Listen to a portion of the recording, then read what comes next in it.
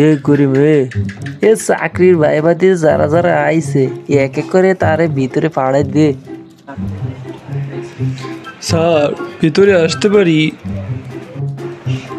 হ্যাঁ আসুন। স্যার, বসে পড়লাম। হ্যাঁ বসে পড়েন। এইটা যেহেতু প্রথম প্রার্থী সেহেতু সহজ একটা প্রশ্ন করি, সাক্ষাৎকার শুরু করে দি। আচ্ছা ধরো তুমি বাজারে গেলি আপেল কিনতে। 1 কেজি আপেলের দাম 100 টাকা হলে তুমি 100 গ্রাম আপেলের দাম কত দিবা? স্যার, এটা আপনি কিরম প্রশ্ন করলেন? 100 গ্রাম আপেল যদি টাকা দিয়ে কিনতে হয় তাহলে পুলিশের চাকরি করব কি করতে? আচ্ছা তাই নাকি? যদি তোমার বাবা কিনতে যায় তাইলে?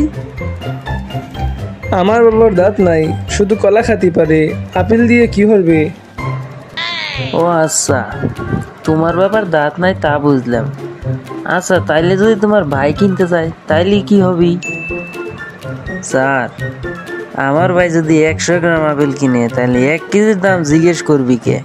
100 গ্রামের দামই জিজ্ঞেস করবি। আচ্ছা, আর যদি সাধারণ কেউ কিনে তাইলে?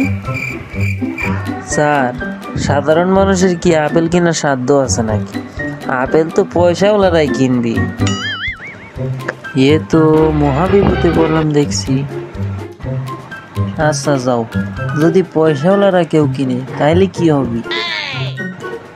স্যার, পয়সাওয়ালারা যদি কিনে তাহলে কি 100 গ্রাম কিনবি? সে কম করে হলো 2 কেজি কিনবে।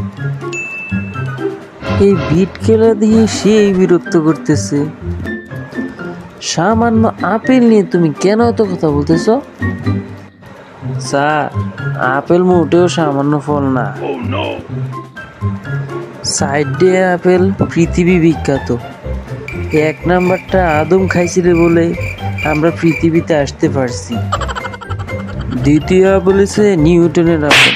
এই আপেল যদি নিউটনের মাথায় না পড়তো তাহলে মধ্য আকর্ষণ আর নিম্ন আকর্ষণ পরে মাথা নষ্ট করতে হতো। তৃতীয় আপেল হলো স্টিভ জবসের কামড়ানো আপেল। আইপ্যাড, আইফোন এইসব যন্ত্রণা হইলো ওই আপেলের জন্যে। আর চতুর্থ আপেল হয়েছে আমার আজকার আপেল, যা আমার চাকরি হওয়া না হওয়ার কারণ। এরপরেও কি আপনি বলতে চান আপেল সামান্য ফল? না না, সামান্য না, ও সামান্য। তবে তোমার চাকরি এখন পাকা, তুমি এখন নিশ্চিন্তে বাড়ি যাও।